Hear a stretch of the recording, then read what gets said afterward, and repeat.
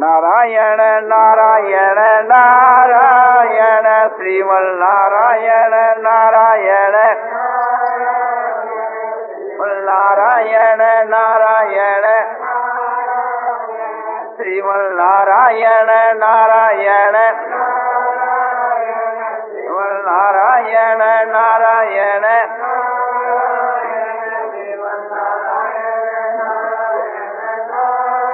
आनंदमय आनंदमय आनंदमय आनंदमय पूर्णानंद पूर्णानंद अपार आनंद शांत आनंद घन आनंद अचल आनंद ध्रुव आनंद नित्यानंद बोधस्वरूप आनंद ज्ञानस्वरूप आनंद आनंद ही आनंद आनंद ही आनंद आनंद ही आनंद शांति शांति शांति। मैंने भगवान का दर्शन हो, भगवान का दर्शन हो, अच्छा यह भीख मांग लो कि मैंने सेवा काम मिले, सेवा काम मिले।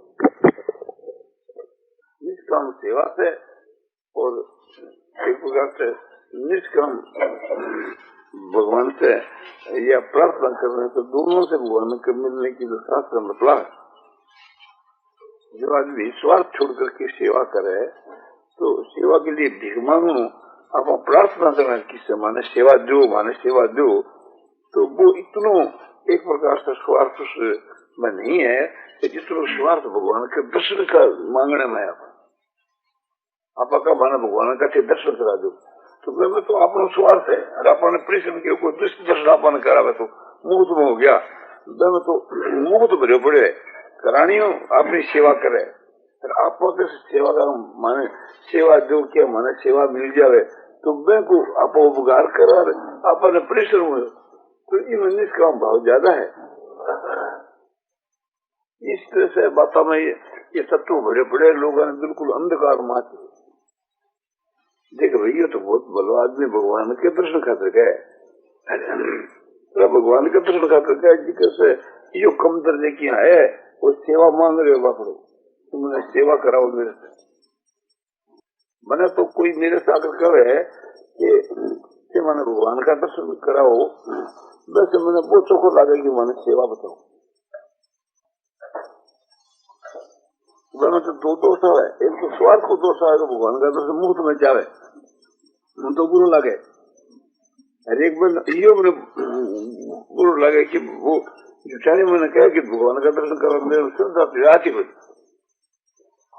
देखे तो रहते तो कोई कहे भगवान की इच्छा करनी, सेवा की इच्छा करनी, भगवान की इच्छा करनी बड़ी चीज है। क्यों तो सेवा का तत्व नहीं जाना, सेवा कौन मांगे। भगवान कभी समय ऐसा मुंह तो भगवान मिल जाए तो अपन भजन को नहीं करना, जिका भजन को नहीं करना पड़े, भजन ने जिका बेकार समझे, भजन ने जिका परिश्रम समझे, जिका ने भगवान एक प्रकार से मिलने करे। भगवान के भजन में जिनकी श्रद्धा नहीं है, रुचि नहीं है, इस कारण से वो भजन कभी करता ही नहीं है। पर तो वास्तव के बीच के वहां उसमें आस्तिकता ही नहीं है। और भजन करता तो है किंतु उसको परिश्रम मालूम देता है, तो भजन के वहां उसकी श्रद्धा और प्रेम जो है गौण है। आगे जाकर के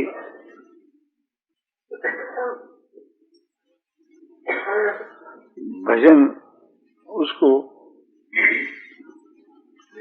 याद ही कमाता है, और याद आने पर करने लग जाता है, किंतु कोई परिश्रम तो नहीं मालूम देता, विशेष आनंद भी नहीं आता। और ये समझता है कि थोड़े ही भजन से भगवान मिल जावे तो बहुत अच्छी बात है, तो उसका वे जो भजन है वो दामी नहीं है। ईश्वर में उसकी प्रीति और रुचि और श्रद्धा सामान्य है। और इससे भी बढ़कर के ये बात है, भजन उसको प्रिय लगता है अरे वो छोड़ना नहीं चाहता किंतु भूल जाता है और भूलने पर उसको पश्चाताप होता है, तो समझना चाहिए कि भजन में श्रद्धा और रुचि कुछ विशेष है और भजन करने के समय के वहां शांति मालूम देती है, प्रसन्नता मालूम देती है और ये चाहता है कि ये भजन मेरा सदा कायम बना रहे। और कभी कभी भूल हो जाती है तो उससे की भजन में और भगवान में प्रीति, रुचि और श्रद्धा जो है सो मुख्य है। इससे भी बढ़कर के वह है जिसका भजन छूटता ही नहीं और छूटने से बड़ी भारी व्याकुलता आ जाती है, वो बर्दाश्त नहीं कर सकता है, बहुत ही एक प्रकार से दुखित सा हो जाता है। उसकी भगवान में श्रद्धा, प्रीति और रुचि विशेष समझी जाती है, या यूं कहा जा सके कि तीव्र समझी जाती है, या अनन्य की माफक समझी जाती है, तो भी कोई हर्ज की बात नहीं कहा जा सकता है। और इससे भी जो बढ़ करके है वहां तो भूल हो ही नहीं सकती। वो तो भगवान से भी बढ़ करके भगवान के भजन और ध्यान को समझता है, बल्कि एक तरफ भगवान मिलने चाहते हैं तो दूसरी तरफ भजन ध्यान छोड़ना पड़ता है। तो उसका ये भाव होता है कि भजन ध्यान में नहीं छोड़ सकता, भगवान चाहे मिले चाहे ना मिले। तो उसकी भगवान के वहां रुचि, प्रीति और श्रद्धा तीव्रतर है। और इससे भी बढ़कर के वह है कि भगवान का जो जप और ध्यान है उसको वो नहीं छोड़ सकता, प्राणों का त्याग कर सकता है। उनका जो वियोग है प्राणों से भी बढ़कर के उसका वियोग है, तो उसके लिए एक क्षण की भी ढील नहीं हो सकती, विलंब नहीं हो सकता। उसी वक्त भगवान को प्रकट होना पड़ता है, क्योंकि उसकी जो रुचि, प्रीति और श्रद्धा तीव्रतम है। जिस समय में तीव्रतम इच्छा हो जाती है भजन ध्यान के विषय में, या तीव्रतम एक प्रकार से उसकी समृद्धि होने लग जाती है, तो फिर भगवान मिली बिना उससे नहीं रह सकती, क्षण के में मिल सकते हैं। यही वो अंतिम क्षण है परमात्मा की प्राप्ति के लिए सबसे बढ़ करके, जिस क्षण में इतनी व्याकुलता हो जावे कि प्राण जाने की तैयारी हो जावे, भगवान की स्मृति तो होती नहीं, उसके विस्मरण के बीच के मां परम व्याकुलता ही नहीं, वो जी नहीं सकता भगवान के बिना, स्मरण के, चिंतन के, भजन के, ध्यान के। क्योंकि उसका जो भजन ध्यान स्मरण है वो ही जीवन है, प्राणों से भी बढ़कर के वो प्रिय है। जैसे श्वास जो चलते हैं और श्वास को रोकने में कष्ट होता है, स्वाभाविक की श्वास चलता है तो उसके द्वारा स्वाभाविक ही भजन ध्यान होता है। जैसे श्वास चलता है, जैसे स्वाभाविक ही भजन ध्यान होता है। श्वास के रोकने में इतना कष्ट नहीं होता कि जितना भजन ध्यान के रुकने में कष्ट होता है। भगवान से भी बढ़ करके भगवान के भजन ध्यान को समझता है, उसके लिए भगवान रुक नहीं सकते। एक क्षण के बीच के वहां भगवान प्रकट हो जाते ही। किंतु हम लोग प्राय जो भगवान के नाम का जप करते हैं, भगवान के स्वरूप का ध्यान करते हैं, वो दामी नहीं, ध्यान तो प्राय होता ही नहीं है। किंतु भगवान के नाम का जो जप करते हैं वे भी एक प्रकार से बेकार की जो है। कोई कोई को तो समझो कि परिश्रम सा प्रतीत होता है। कोई जो है जैसे औषध का सेवन करते हैं ना, औषध कोई रुचि से औषध का सेवन नहीं करता, बाध्य होकर के औषध लेनी पड़ती है। इसी प्रकार से भगवान का भजन सो बाध्य होकर के करना पड़ता है। तो वास्तव में तो वो भजन ही नहीं, वो जप ही नहीं। इसलिए हम भगवान का जप करते हैं, भजन करते हैं। क्यों करते हैं?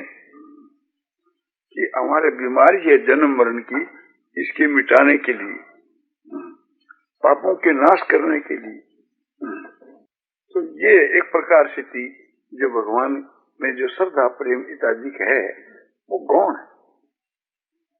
भगवान का जो भजन है, भगवान का जो ध्यान है, भगवान का नाम का जो जप है, ये सब चीज तो भगवान की प्राप्ति कराने की समर्थ ये सब चीजें रखती है।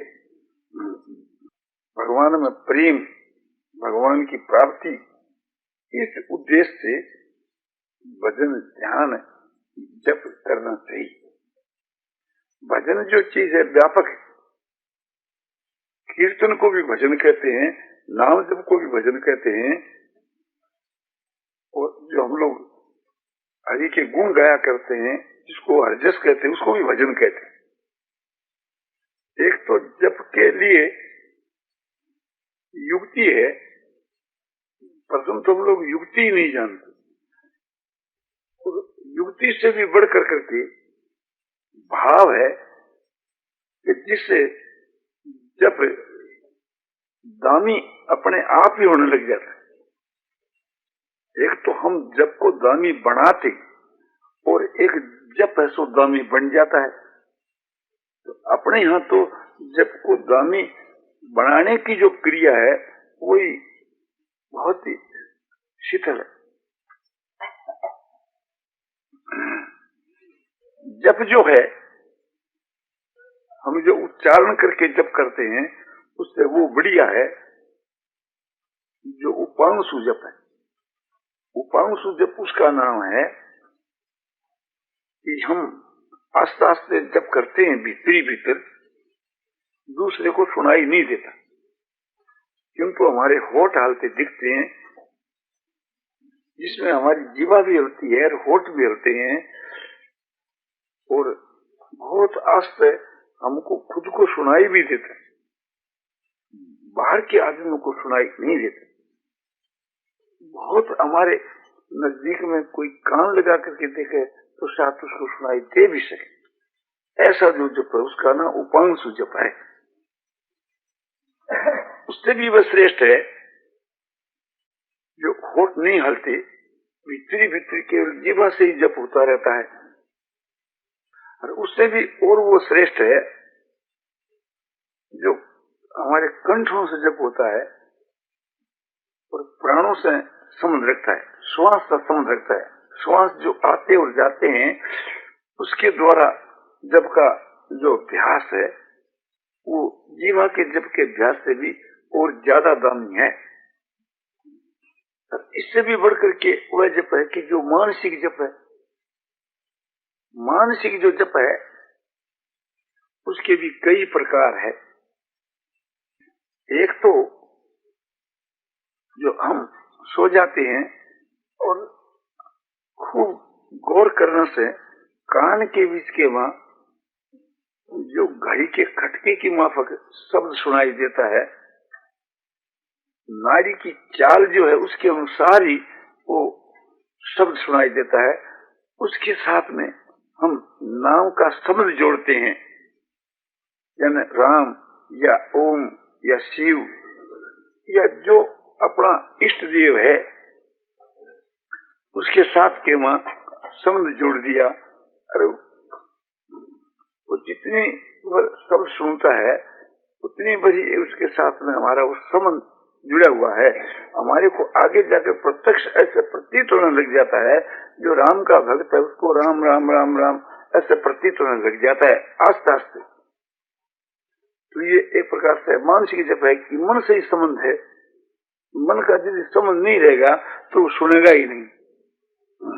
इसी प्रकार से एक नाड़ी के द्वारा जप होता है, जो सुखबना नाड़ी है, हृदय से लेकर के और मस्तक तक योग शास्त्र में बतलाया है। तो हृदय के बीच के मध्य ध्यान करने से वो नाड़ी चलती दिखती है खूब मन गडोड़े से, और कंठ के मां भी और भ्रकुंठी के मां भी और मस्तक के मां भी, किंतु विशेष ध्यान देने से वो दिखती है, उसकी चाल के तो तेज कर देने से स्पष्ट दिखने लग जाती। तो वो भी एक प्रकार से मानसिक जप। जैसे एक राम नाम का उपासक है, रा और मैं किसी द्वाल के ऊपर लिख करके और वो अपने मन से उसको बार बार पढ़ रहा है, रा और मैं को मन से देख रहा है। इस प्रकार का भगवान के नाम का स्मरण कर रहा है, नाम का चिंतन कर रहा है मन से, तो ये मानसिक जप है। और यही मानसिक जप है अपना जो उपास्य देव है। जैसे भगवान राम का ही तो ध्यान करता है, राम के नाम का ही जप करता है, तो भगवान राम के ललाट के ऊपर या मुक्त के ऊपर भगवान का नाम लिखा हुआ है चंदन से, उसको देखता रहता है। तो ये और भी बढ़ करके, और निराकार का उपासक है, कोई साकार का उपासक नहीं है।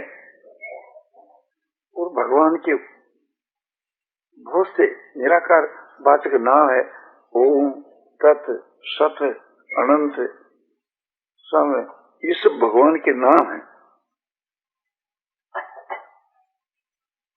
तो इस नामों का स्मरण उसके मन के संकल्प से होता है। जैसे मन में बहुत सी बात याद आती रहती है, जो मन में बहुत सी बातें याद आती है उसका संकल्प होता है, वो वाणी से थोड़ा ही बोलता है या सांसों से थोड़ा ही इस प्रकार से कहता है। वो मन में उसकी स्मृति होती है, चिंतन होता है, यादगिरी आ जाती। इस तरह से थी भगवान के नाम की बार बार जो स्मृति होती रहे, ये मानसिक स्मरण। इस प्रकार के कर करके भी जो किसी को न कहता है, न जनाता है, न संकेत करता है, न ये बात दिखलाता है, गुप्त भाव से करता है, तो ये और भी उत्तम है। इस प्रकार से गुप्त भाव करता हुआ और नाम के साथ साथ के बीच के मां नामी को भी याद कर लेता है। जैसे भगवान राम का साकार का उपासक भगवान राम के मुखार बिंद के ऊपर भगवान का नाम, गाल के ऊपर, मस्तक के ऊपर, ललाट के ऊपर, कानों के पास, चारों तरफ सब जगह भगवान का नाम लिखा हुआ रहता है। और भगवान राम को साथ साथ में देखता रहता है। नाम का जब भी मन से करता है और भगवान के मुखार बिंद को भी देख रहा है, तो ये दोनों ही बात एक साथ में हो रही है। जप भी हो रहा है, ध्यान भी हो रहा है। भगवान के मुखार बिंद पर, भगवान राम के मुखार बिंद पर राम नाम अंकित है, लिखा हुआ है चंदन से, और उसको हम अपने याद कर रहे हैं, स्मरण कर रहे हैं मन से, और मुखार बिंद को भी देख रहे हैं। और हमारा यह भाव है कि भगवान जो नेत्र जपते हैं ना, उससे भी भगवान का नाम उच्चारण होता है। आंख खोली और बंद करी तो इस प्रकार से की आंख खोली तो माने उसे रा उच्चारण हुआ, आंख बंद हुई तो मैं उच्चारण हुआ। माने भगवान राम की जो आंखें वो भी राम राम कर रही। भगवान बोलते हैं एक प्रकार से थी, ये हंसते हैं तो हंसने के समय में मुख खिल गया तो मानो रा उच्चारण हुआ, और फिर खिल करके वापिस एक बंद करके मुस्कुरा रहे हैं तो मैं उच्चारण हो गया। तो ये एक प्रकार से थी जप और ध्यान दोनों साथ ही हो रहे हैं। और मनुष्य जैसे कोई निराकार का उपासक है और अपने शरीर में जो नाड़ियां चलती है और प्रत्येक नाड़ी के द्वारा, यानी नाड़ी को शिरा भी कोई कहते हैं, उस प्रत्येक शिरा के द्वारा, धमनी के द्वारा जो एक प्रकार से स्वाभाविक की वो चल रही है, उसके साथ में जप का संबंध जोड़ दिया, इससे स्वाभाविक की जप हो रहा है और उसको मन से अनुभव कर रहा है। तो ये भी मानसिक जप है। हमारे जितने रोम हैं उसमें प्रसन्नता होकर हमारे रोम फड़क रहे हैं, मानो रोम रोम से राम का नाम उच्चारण हो रहा है। इसके मां प्रसन्नता हो रही है भगवान की कृपा से, और रोम रोम से थी मानो भगवान के नाम का जप हो रहा है। रोमांच होते हैं, रोम फूटते हैं तो ऐसी प्रतीति होती है कि मानो रोम रोम से राम राम हो रहा है, ये मन से प्रतीत हुए। तो ये उत्कोटि का मानसिक जप है। ऐसा जप करके जो गुप्त रखता है वो ज्यादा महत्व की चीज है। इसमें रुचि और प्रीति तो साथ में लगी हुई है। इसी प्रकार से श्रद्धा और विश्वास भी इसमें है ही। बिना श्रद्धा और विश्वास के तो इस प्रकार का होना भी संभव नहीं है। बिना प्रेम के भी संभव नहीं है। तो ये तो यह कहना ही नहीं बनता कि श्रद्धा प्रेम पूर्व किस प्रकार से किया जावे तो और भी दर्जा ऊंचा हो सकता है। श्रद्धा प्रेम से ही होता है और रुचि यानी प्रीति से ही ऐसा बंसी में आता है। तो उस समय में इसको प्रसन्नता और शांति इतनी होती है कि जिसकी कोई सीमा नहीं रहती। तो ये प्रसन्नता और जो शांति उसकी होती है श्रद्धा और प्रेम के कारण। तो ये उच्च कोटि का जप है। इसमें जब तक वो करता है, माने मानसिक जप करता है, उसकी अपेक्षा वो और ज्यादा दामी है कि करता नहीं, उससे स्वाभाविक ही होता है।